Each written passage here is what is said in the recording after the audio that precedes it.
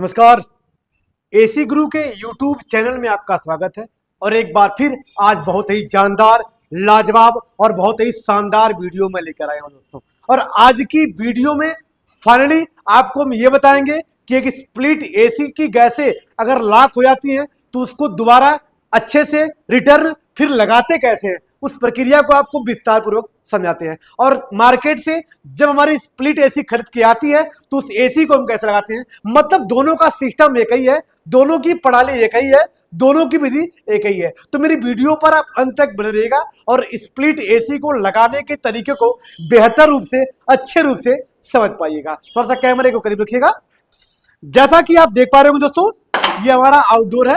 इस आउटडोर में गैसें लॉक हुई है, मतलब ऑलरेडी गैसें लॉक है। इसमें आप इसमें देख पा रहे होंगे, यहाँ पे इसका दोनों वाल्व है, सक्शन वाल्व है, डिस्चार्ज वाल्व है, दोनों वाल्व है। इसमें गैसें हमने क्या किया हुआ है, लॉक किया हुआ है। जिसमें ये आपको देख पा रहे होंगे आप, ये सक्शन वाल्व है जो थोड़ा सा मोटा है, ये डिस्चार्ज वाल्व है। इस सक्शन वाल्व के ऊपर टेपलान टेप लगा हुआ है, जिससे बोल्टों को कसेंगे तो बोल्ट के ऊपर से या बोल्ट के नीचे से गैसों का लीकेज होने की कोई संभावना नहीं होती है। ये हमारा आउटडोर है। यहाँ पे आप देख पा रहे होंगे, ये हमारा इंडोर है।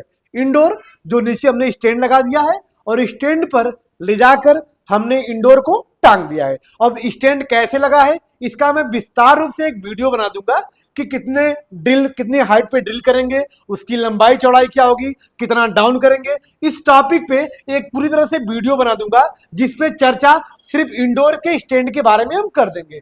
फिलहाल आज स्प्लिट एसी की गैसों को कहां से खोलेंगे, कहां से बंद करेंगे, कैसे लगाएंगे, इसमें क्या क्या सावधानियां देंगे, इसके बारे में आपको बताएंगे। तो जैसा कि आप देख पा रहे होंगे, ये हमारा इंडोर है।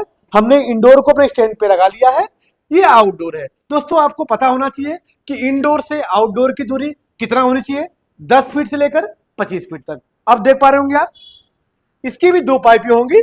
एक डिस्चार्ज है जिससे गैस अंदर जाएगी इंडोर में, और दूसरी सक्शन पाइप जो वहां से गैसों को लेकर आएगी। इसमें जब गैस एंट्री करती है तो वह गैसें किस रूप में होती है, द्रव के रूप में होती है। किस रूप में होती है, द्रव के रूप में होती है। अब एवापोरेटर के अंदर, मतलब इंडोर के अंदर द्रव गैसें जाती है। वो द्रव क्या करता है, द्रव और हमारा एवापोरेटर दोनों की खासियत बन जाती है।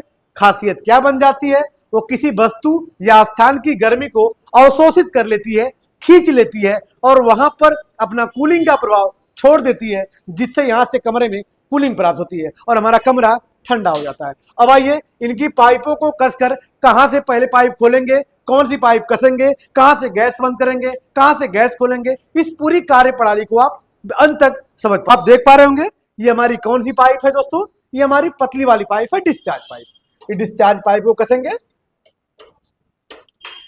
आप यहां पे क्या लगा हुआ है, इसे यूनियन नट बोलते हैं दोस्तों। यूनियन नट क्या करता है, ये दो पाइपों को जोड़ने का कार्य करता है। और जब भी बोल्ट को कसिएगा तो एक बात का ध्यान रखिएगा, इस बोल्ट पे भी और बोल्ट के नीचे भी क्या लगा दीजिएगा, एक टेप आता है जिसका नाम होता है टेपलान टेप। ये मार्केट में 10 रुपए का मिलता है और किसी भी प्लम्बर वाली दुकान पे आपको मिल जाएगा। इस टेपलान टेप को लगाने से फायदा ये होता है कि हमारी गैसें लीक नहीं होती है और हमारी चूड़ियां खराब नहीं होती है। इससे दो फायदा होता है। अब एक हमने यहां कस लिया, अब दूसरे पाइप को हम कहां कसेंगे, डिस्चार्ज वाल्व पे। आप देख पा रहे होंगे, इसको हमने कहां कसा, डिस्चार्ज वाल्व पे कस दिया। दोनों चूड़ी पे है। आप दोनों बोल्टों को आसानी से कस लीजिएगा।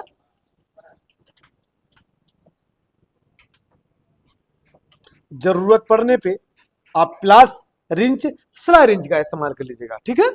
और इसको अच्छे से कसिएगा, अन्यथा यहां से गैसें क्या हो जाती है, लीकेज होने की संभावना बन जाती है। तो इसको प्लास की सहायता से, रिंच की सहायता से, स्लाई रिंच की सहायता से, किसी भी तरह से इस बोल्ट को आप अच्छे से कस लीजिएगा। जैसा कि मेरा बोल्ट कसा गया दोस्तों। ये हमारी कौन सी पाइप थी, डिस्चार्ज पाइप थी। इस पाइप का व्यास क्या होता है, 1/4 mm। अब यहां से यहां की दूरी क्या होनी चाहिए, आपको मैं बार बार रिपीट कर रहा हूं, ये इंपॉर्टेंट पॉइंट है। यहां से मतलब आउटडोर से इंडोर की दूरी कम से कम 10 फीट होनी चाहिए। तो मान के लिए हमारी 10 फीट और अधिक से अधिक 25 फीट तक होनी चाहिए। और पाइप का व्यास क्या होना चाहिए, 1/4 mm। हमने इंडोर से आउटडोर को जोड़ दिया है। अब दूसरी वाली पाइप जोड़ेंगे हम। ये कौन सी पाइप होगी? हमारी सक्शन पाइप होगी। अब इसको भी जोड़ दिया जाएगा। अब सक्शन पाइप को भी जोड़ लेंगे हम। थोड़ा सा कैमरे को करीब रखिएगा। जो सक्शन वाल्व के ऊपर बोल्ट हम कस रहे हैं दोस्तों, इस बोल्ट का नाम होता है फ्लेयर नट। अब एक यहां कस लिया गया, दूसरे को ऊपर जोड़ दिया जाएगा। किससे? यूनियन नट से। यूनियन नट कहां होगा? इंडोर के पास। हमने अब देख पा रहे होंगे आप, फाइनली हमने इंडोर से आउटडोर को जोड़ लिया है। अब हमारा ज्वाइंट पूरा कंप्लीट हो गया। अब गैसें कहां से खोलेंगे, कहां से उड़ाएंगे? लेकिन ध्यान रखिए, गैसों को खोलने से पहले एक बात का ध्यान रखना मेरे दोस्त, इन पाइपों में, मतलब डिस्चार्ज पाइप में, सक्शन पाइप में और पूरे एवापोरेटर में, इसमें हवा भरी होगी, एयर भरा होगा। उस एयर को निकालने का प्रयास करेंगे, अन्यथा अगर एयर नहीं निकालेंगे तो आपका सिस्टम चोक हो जाएगा। अब एयर कैसे निकालेंगे? थोड़ा सा कैमरे को करीब रखिएगा। सबसे पहले डिस्चार्ज वाल्व पर लगे डेड नट को खोल लेंगे। इस डेड नट को क्यों खोलते हैं? क्योंकि इसमें एलन की लगा के, यहां से एलन की सहायता से थोड़ी सी गैसों को खोल के हम उड़ाते हैं। इस गैस को कहां से उड़ाएंगे? सक्शन वाल्व के पास उड़ाएंगे। आप देख पा रहे होंगे, अपने डेड नट को हमने खोल लिया। अब इसमें क्या लगाएंगे? ये आप देख पा रहे होंगे, ये हमारी एक औजार है, जिसका औजार का नाम क्या होता है? एलन की होता है। एलन की क्या कार्य करता है? हमारी स्प्लिट एसी की गैसों को खोलने व बंद करने का कार्य करता है। अब क्या करेंगे दोस्तों, यहां पे हमने एलन की को लगाया है और इसको 1 से 2 सेकंड के लिए गैस खोलेंगे। 1 से 2 सेकंड के लिए हमने गैस खोला, फिर इसको तुरंत कर देंगे, फिर इसको पूरा टाइट कर देंगे। अब 1 से 2 सेकंड से यहां गैस खोलने से क्या होगा दोस्तों? अब यहां से तेजी से गैसें हमारी निकलकर इस पाइप की सहायता से गैसें कहां चली गई?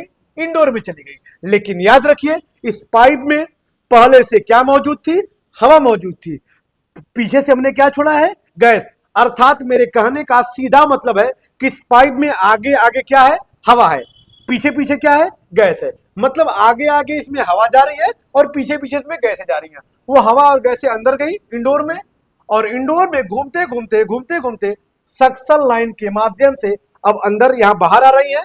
बाहर कहां पे आ रही है? आउटडोर के पास आ रही है। अब आउटडोर से अंदर जाने का प्रयास करेगी, लेकिन यहां पे हमारा डिस्चार्ज वाल्व बंद है, इसलिए इसके आगे अंदर गैसें नहीं जा पाएंगी दोस्तों। अब हम क्या करेंगे?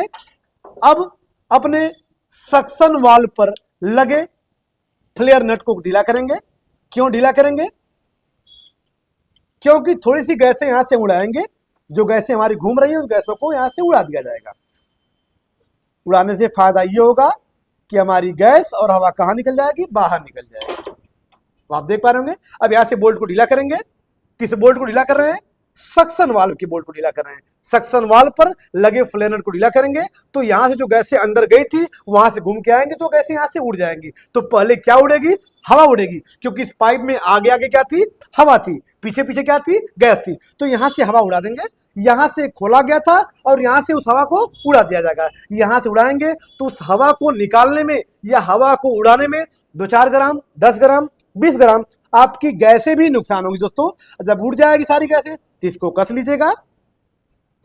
उस 10-20 ग्राम गैसों को नुकसान करने से फायदा ये होता है कि हमारी पूरी पाइप की हवा बाहर निकल जाती है, और जब हवा बाहर निकल जाती है तो हमारा सिस्टम चोक नहीं होता है। आप देख पा रहे होंगे, हमने बोल्ट को कस दिया, यहां से हवा उड़ा के हमने इसको कस दिया। अब क्या करेंगे? इसको यहां से 1 सेकंड के लिए खोला गया था, खोल के इसको बंद कर दिया गया था। इस हवा को यहां से कहां गई थी? हवा डिस्चार्ज पाइप के माध्यम से हवा और गैसें इंडोर में गई थी, फिर वहां से रिटर्न घूम के आ रही थी। उस हवा को और गैस को इस बोल्ट के यहां से हमने उड़ा दिया था, जिससे हवा और गैसें दोनों उड़ गई थी। अब उड़ाने के बाद हमने क्या किया? अब इसके बोल्ट को खोलेंगे। किस बोल्ट को? सक्शन वाल्व के बोल्ट को खोलेंगे। अब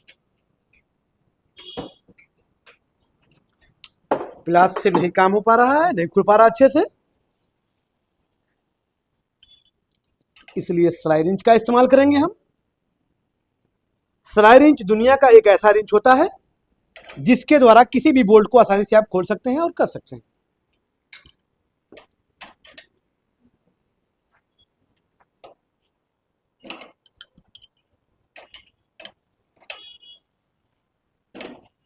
देख पा रहे होंगे आप, इस बोल्ट को हमने क्या कर दिया, खोल दिया। बोल्ट को खोलेंगे, दोनों बोल्ट खुला हुआ है। अब क्या करेंगे, अब सबसे पहले ध्यान रखिए, ये वेरी वेरी इंपॉर्टेंट है दोस्तों। अब अंदर को गैसों को जाने के लिए सबसे पहला काम क्या करेंगे हम, कि सक्शन वाल्व को खोला जाएगा। ये सक्शन वाल्व यहां से खोल दिया जाएगा, इसको ढीला किया गया। सबसे पहला काम हमने सक्शन वाल्व को पूरा खोल देंगे, एलन की सहायता से पूरा फुल खोल दिया जाएगा, ताकि किसी प्रकार की शंका संभावना न रह जाए। अब खोलने के बाद इसके नट को बंद कर दीजिएगा, बोल्ट को। अंदर का वाल्व खुला हुआ है, हमने बस बोल्ट को कस दिया। बोल्ट को कस के अब अपने सिस्टम को चालू करेंगे, मतलब अब अपने कंप्रेसर को हम चालू कर लेंगे। और कंप्रेसर को चालू करने के बाद अब क्या करेंगे दोस्तों, सक्शन को पहले क्यों खोला गया था, क्योंकि कंप्रेसर हमारा सक्शन लाइन से गैसों को खींचने की, मतलब हवा को लेने की, सांस लेने की प्रक्रिया अपनी चालू कर दे, इसलिए हमने सक्शन वाल्व को खोल दिया था। अब डिस्चार्ज वाल्व के पास चाबी लगाएंगे, यहां पे जहां से हमने कसा है। इसको क्या करेंगे दोस्तों, अब यहां से देखिए लॉक है ये। अब इसको 1 से 2 सेकंड के लिए खोलेंगे, 3 सेकंड 4 सेकंड खोलेंगे, फिर इसको कस दिया जाएगा।